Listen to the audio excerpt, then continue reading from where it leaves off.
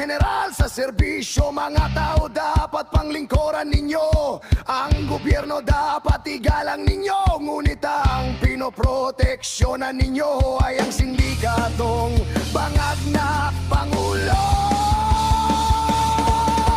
Mga walang silbing mga general sa serbisyo, mga